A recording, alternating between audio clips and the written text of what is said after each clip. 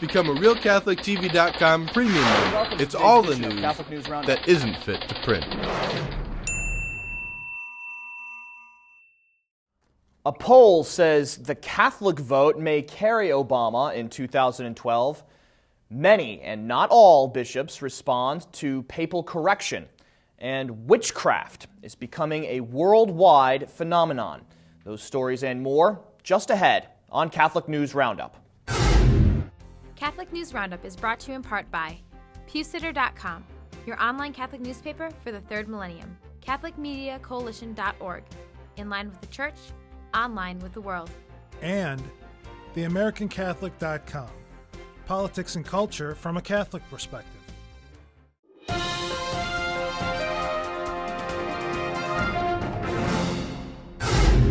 Hello and welcome to today's edition of Catholic News Roundup. I'm Matthew McAuliffe. Confused Catholic vote.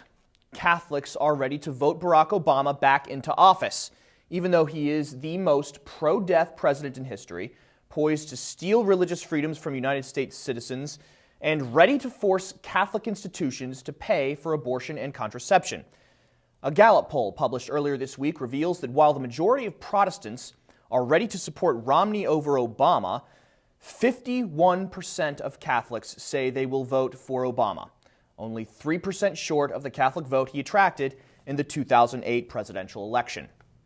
It is important to note that the majority of moderate Catholics and what are being called non-religious Catholics, or Catholics in name only, are supporting Obama.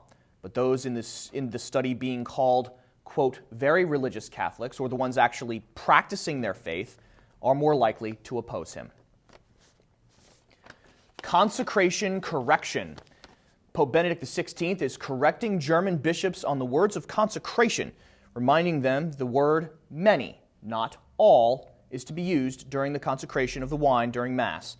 The pontiff wrote a letter on the 14th of this month to the chairman of the German Episcopal Conference, Archbishop Robert Zolich, in response to his claims that, quote, bishops of the German-speaking world were still divided on the issue, end quote.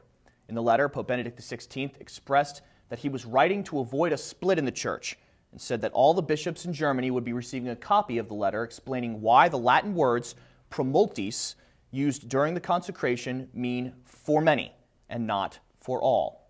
The change that the Roman Pontiff is enforcing is one of several significant corrections that revert back to liturgical practices common to the traditional Latin Mass.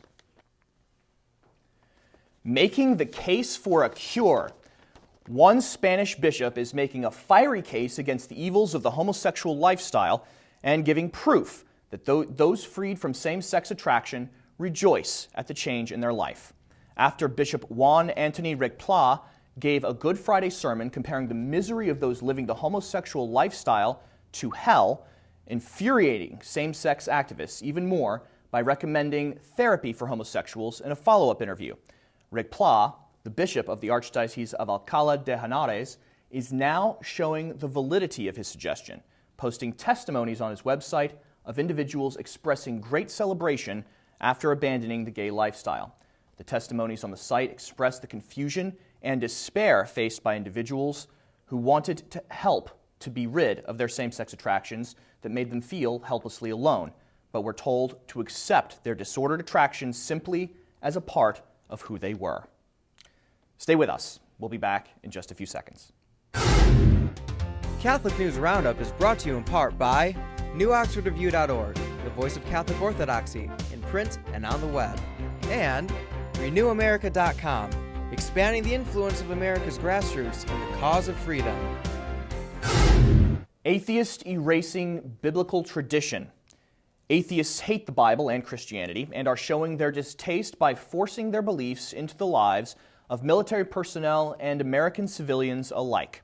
As a result of complaints from the Military Association of Atheists and Free Thinkers, the Air Force will be removing Bibles from the list of items required to be placed in on-base lodging, since a Bible represents a, quote, special privilege for Christianity.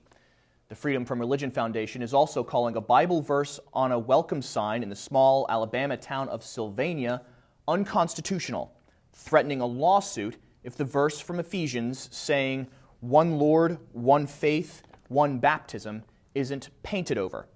Like many small towns in the United States, Sylvania didn't want to face a possible expensive lawsuit, caving to the letter, calling the town's endorsement of Christianity a, quote, flagrant violation of the U.S. Constitution, as many protest local government's decision to relent to their demands. Worldwide witchcraft. The satanic practice of witchcraft is being called a deadly plague to society in third world countries, while being embraced as a social requirement in some parts of Western culture.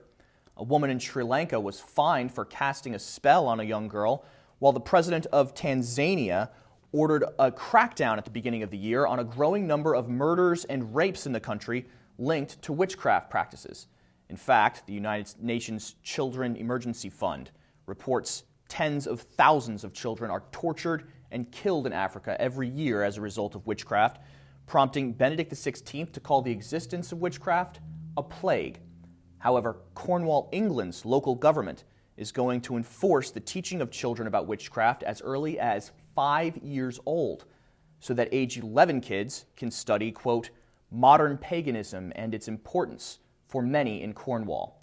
You can read more about the spread of witchcraft in Western culture on our resource page by clicking on the link right outside the screen. I'm Matthew McAuliffe. Thanks for tuning in today. Be sure and tune in on Monday for your daily dose of Catholic News Roundup right here on RealCatholicTV.com. Also, don't forget to check out The Vortex, where Michael talks about learning to think Catholic in Sydney, Australia. Thanks for tuning in. Be sure to tell all your friends about us. And as always, God bless you.